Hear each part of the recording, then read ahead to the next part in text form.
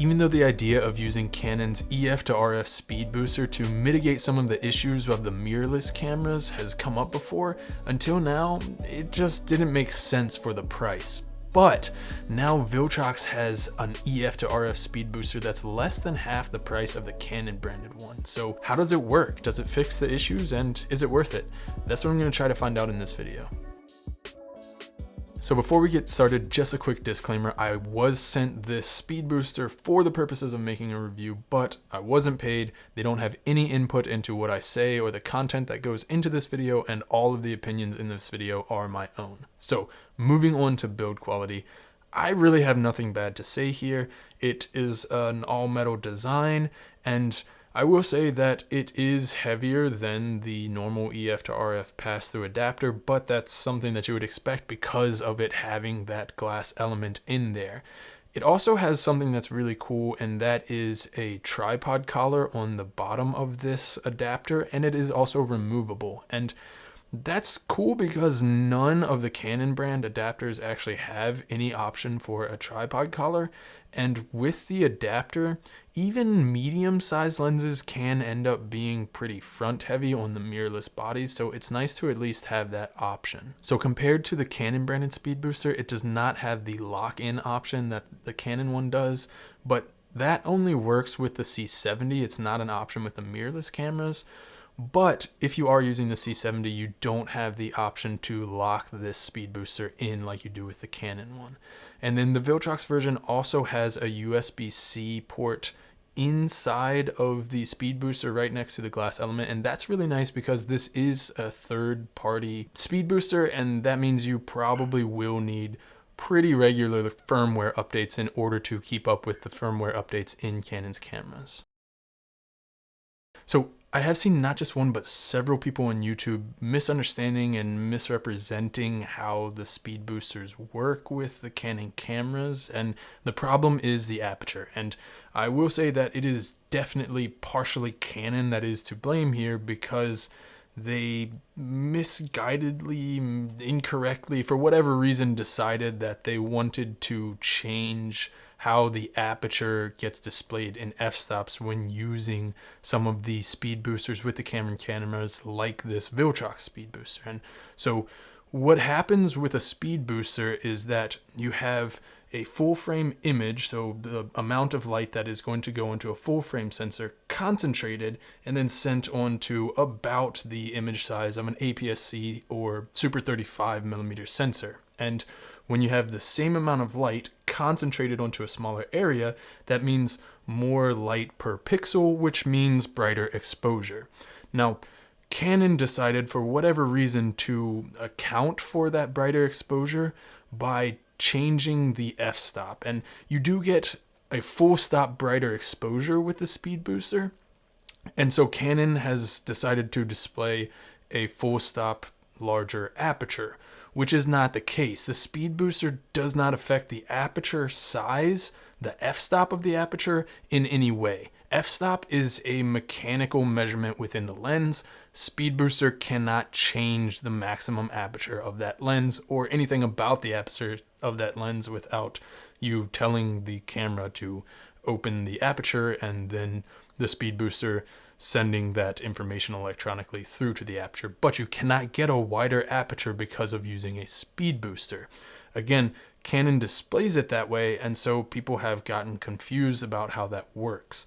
All that's happening is Canon is accounting for that concentrated light that causes a brighter exposure by showing a larger aperture in f-stop, which doesn't make any sense because, again, f-stop measures a mechanical size of the aperture. It doesn't measure exposure, and there are tons of things that, while yes, aperture and f-stop does affect your exposure. Obviously, wider opening means more light passing through, smaller opening, less light passing through. Outside of that, there are tons of things that can affect your exposure beyond f-stop. So lens coatings, lens elements, tons of things can change it so that even the same f-stop across different lenses is going to give you varying and sometimes greatly varying exposures on the same sensor.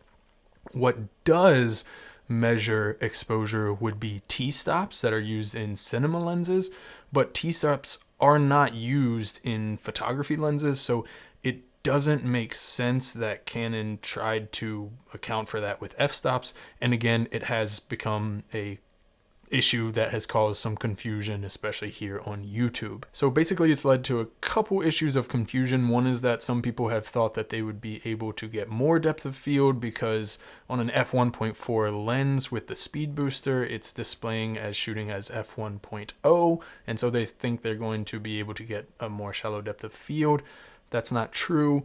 Again, the Speedbooster doesn't affect your depth of field. It's just concentrating the light, so it's affecting your exposure. The depth of field is going to be the same at f1.0 as it's displayed with the Speedbooster as it would be at f1.4. On the other hand, people think that sometimes they are losing depth of field because they're shooting at f2.0 on the lens without the Speedbooster and then shooting at what is displayed as f2.0 on the lens with the Speedbooster, and seeing that without the Speedbooster they have more shallow depth of field. What is actually happening is that, again, the Speedbooster is displaying f2.0, but the lens is actually at f2.8, and the camera is just trying to do something to tell you that you have a brighter exposure with the Speedbooster. So really you're comparing depth of field from f2 to f2.8 with the Speedbooster, and that's why it's looking like you have less shallow depth of field when in actuality that isn't. Now this does mean that you will have to have kind of a at least basic understanding of how f-stops work if you're trying to get depth of field from a certain f-stop, because again, the camera is going to display the f-stop as being one stop wider than what it actually is if you're using the Speedbooster. So, yes, I am going to talk about the Speedbooster for photography, but only to say that it is not a good idea to use this for photography. But I did want to mention it because, again, with the confusion about how aperture gets displayed with the Speedbooster and the Canon cameras, some people have mentioned that it could have benefits with aperture. That is not the case. Again, you don't get any wider of an aperture from using a Speedbooster. Aperture is fixed in the lens, and you are using a smaller APS-C crop of your sensor, which means you're losing a lot of resolution. So for instance, on the R, the APS-C crop mode photos are only like 13 megapixels. On the R6, I think it's like less than 10. On the R5, you do still get a decent amount of resolution even in the APS-C crop mode because it's a higher resolution sensor. But again, there's no advantage to shooting with the Speedbooster in photography mode. You're still getting the same depth of field, you're still getting the same field of view, so it's the same image, you're just getting less resolution. Now for video, it doesn't make that big of a difference because 4K video is only about 9 megapixel equivalent anyway, but for photography, it's just a waste. Same field of view, depth of field, less resolution. So moral of the story, don't use a Speedbooster for photography. Now, when it comes to video, the Speedbooster definitely has some interesting uses, and the reason is because the Canon mirrorless cameras have several limitations that can be mitigated when shooting in their crop video mode. So for instance, the R5 and R6 overheating in the higher resolution modes, when you're shooting in the crop video modes, that overheating problem is way less and or non-existent. And with the R and the RP, they can shoot 4K, but only with a crop. So using the Speedbooster then allows you to have the full frame field of view that you might want, while also taking advantage of what you get from those cropped video modes. And of course, the Speedbooster also works with the Canon C70 cinema camera, and actually, at least the Canon branded version was designed specifically for use with the C70 because that's a Super 35 sensor camera, and with the Speedbooster, that then allows you to use your full frame lenses to get a full frame field of view while only having a Super 35 sensor. But Unfortunately, I don't own the Canon C70, so I'm going to use this with the mirrorless cameras. Now, just to make sure that everybody's on the same page and there's no confusion here, this is an EF to RF speed booster, which means you can mount it only on RF mount cameras and you can only use EF mount lenses with the speed booster. But first of all, let's talk about image quality here when using the speed booster. And especially at this price point, I did expect that we were going to lose some sharpness and some contrast, but I actually didn't see that at all. The images stayed very sharp, contrast was still very good. I did see a slight color shift to some warmer colors, but it wasn't a big deal. It's not a ton, and it's easy enough to just cool that down in post, and I didn't have any issues with it. And overall, just the image quality with the speed booster, I was actually really impressed with. But let's talk about image quality and resolution expectations when we're shooting with the speed booster in the crop modes of the mirrorless camera. So first of all, with the R5, and the R5 has, obviously, if you're shooting full frame, you can get 8K RAW. Full frame, you can also get the 4K HQ mode, which is 8K downsampled to 4K. And that's going to be the best looking 4K option on the R5. But that is where you have overheating issues with the 8K and the 4K HQ mode if you're shooting longer form content. Now, the R5 does have a line skipped 4K that is still 4K, but it's not downsampled from 8K, and it doesn't have overheating issues, but it's not going to look as good as the 4K HQ mode. Now, when you're shooting 4K on the R5 in the crop mode, it doesn't do that line skipping that it does in the full frame non-HQ version of the 4K. So if you are filming something longer form where you're worried that overheating might become an issue with the R5, the speed booster might be an interesting option to get a 4K quality that is better than the line skipped, but not as good as the 4K HQ mode, but also not have to deal with the overheating and still get a full frame field of view when you're using the speed booster. So for the R5, it does become interesting. And not only that, 4K 60 full frame on the R5 is only available in a line skipped mode, whereas when you crop in and use the Super 35 or the APS-C crop of the 4K 60 on the R5, you're not getting line skipping there either. So that's actually probably the best option for 4K 60 with a full frame field of view on the R5, which makes this really interesting if you're an R5 owner who shoots a lot of 4K 60 and wants to up that quality a little bit and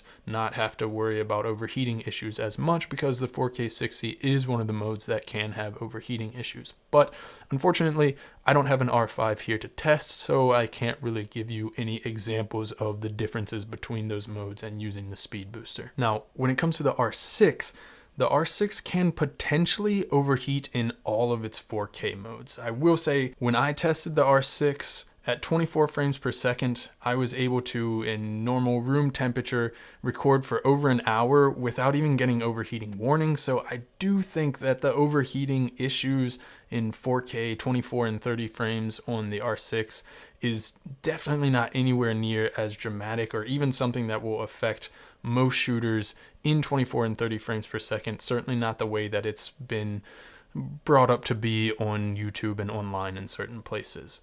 However, with the 4K 60 in crop mode with a speed booster, I was actually able to film 4K 60 for over an hour on the R6. And that's on par with the A7 IV, but the difference is the A7 IV can only film in a crop mode 4K 60. And then crop mode with the 4K 24 and 30 frames on the R6 is basically unlimited as long as you're in reasonable temperatures anyway. So filming with the speed booster on the 4K crop modes with the R6 is actually a pretty interesting option if you're filming longer form content and worried about running into overheating issues. Now, there is a trade-off with the 4K on the R6 in crop mode versus full frame mode. In full frame mode, the R6 has a 5.1K image that is downsampling into 4K. And it's a really nice 4K image. And it does that in 24, 30, and 60 frames, and 25 and 50 frames if you're in PAL regions. And that actually gives the R6 the best looking 4K 60 of any camera on the market sub $5,000 right now, which is very impressive. The thing is, when you're in the Super 35 crop mode, you only have enough pixels for basically true 4K. Now, that's really nice looking 4K, but it doesn't have the same amount of detail because it isn't oversampling from a 5.1K image. So you're just getting true 4K image off of that crop mode. Again, that's not bad. In fact, it still looks very good, but you're not going to have the same level of detail that you would have from the oversampled full frame mode. So that is kind of a trade-off there. Now, when it comes to the R and the RP, it's a little bit different because those cameras only have 4K in a crop mode. So using a speed booster is actually the only way to get a full frame field of view in 4K with those cameras. Now, to be fair, with the R, it does have a bit more of a crop, so you're not actually getting quite the full frame field of view even with the speed booster in 4K, but it is pretty close. And again, this is the only option for having anything close to a full frame field of view with these two cameras. And with both of them, you're getting basically a true 4K. So it is also a very nice looking 4K image with a full frame field of view when you use the speed booster. Now, one caveat to keep in mind is that in 4K on the RP specifically, you don't have dual pixel autofocus, and that autofocus in 4K is not very good in any sense of the word on the RP, so that definitely limits the RP's ability to be used in 4K even with the speed booster. But that does bring me to autofocus performance when using the speed booster, and I was really worried here and expected that to be the biggest issue with this speed booster, and I was really pleasantly surprised. And here's the thing, the Canon branded speed booster is the one that has the issue with displaying the f-stop in a weird way, a misguided way, I'll say. And the fact that this Viltrox version does that same thing tells me, again, keeping in mind that the Canon RF mount has not been released for third-party manufacturers to actually be making third-party lenses and speed boosters and things like that. What Viltrox probably did was copy the electronics exactly from the Canon branded speed booster. That's just a guess on my part, but it's really the only thing that I think makes sense on how they got it to work like this. The good thing about that is that autofocus works really, really well. And I can't say with 100% certainty that it is just as good as autofocus performance when using the normal EF to RF pass-through adapter, but I certainly haven't found any situations where it wasn't just as good, which is shocking to me and really surprisingly nice. And honestly, that's kind of the story of the speed booster. It's surprisingly good. Image quality, autofocus performance, every area that I was worried about with this, it actually ended up performing really well. The only thing I would be worried about is the fact that it is third party and they seemingly just copy pasted the electronics from the Canon branded speed booster, is that with future firmware updates from cameras, it will eventually cause it to not work or not work correctly. But again, Viltrox did add the USB-C port into the speed booster, so you should be able to use that to update the speed booster firmware. So hopefully that will allow it to continue working, but you will probably have to make sure that you're updating the speed booster as you get camera updates in order to keep those working together. Another thing to keep in mind is, again, the slightly warmer, greener tint that the images are getting with the speed booster, but again, it's not a drastic tint and easy to fix in post. So who is this right for? And if you shoot video with a Canon mirrorless camera, or you're thinking about shooting video with a Canon mirrorless camera, it is definitely an interesting option. And I will say that I have never recommended the Canon branded or even the Metabones branded speed booster to anyone shooting with Canon mirrorless as kind of a workaround, because at that price, it really makes more sense for most people probably to go with a video-centric camera than to use the Speedbooster as a workaround when you're a video shooter. But with this Speedbooster, right now it's at about $270 US. If you already have a lot of good EF lenses, or you're fine with shooting EF lenses, or you're just not ready to invest into RF lenses right now, it almost doesn't make sense not to try out this Speedbooster. I probably would not recommend this Viltrox Speedbooster to C70 shooters though, because honestly, at the price of the C70, the extra $500 and something of the Canon branded Speedbooster is not as big a deal. And several things there. With the Viltrox Speedbooster, you don't get the option of the lock-in mount, which again, didn't work with the mirrorless cameras anyway, so that's not an issue for mirrorless shooters. But for the C70 shooters, you lose that option. And also, if you are using a C70, it's probably much more likely that you are a dedicated video shooter and not someone who shoots photo and video, in which case it's probably not worth the possibility that in the future there could be firmware issues with the updated firmware not working with whatever firmware version you have on the Speedbooster at that time and messing up a shoot or some client work or whatever you might be doing. But anyway, I hope you enjoyed this video. If you did, give it a thumbs up in the comments below. Let me know what you think about this Speedbooster. Have you used any of these Speedboosters with the RF cameras, with the C70, or any of the R series mirrorless cameras? If you're interested in this Speedbooster or any of the other gear I've talked about, in the description below I'll have affiliate links.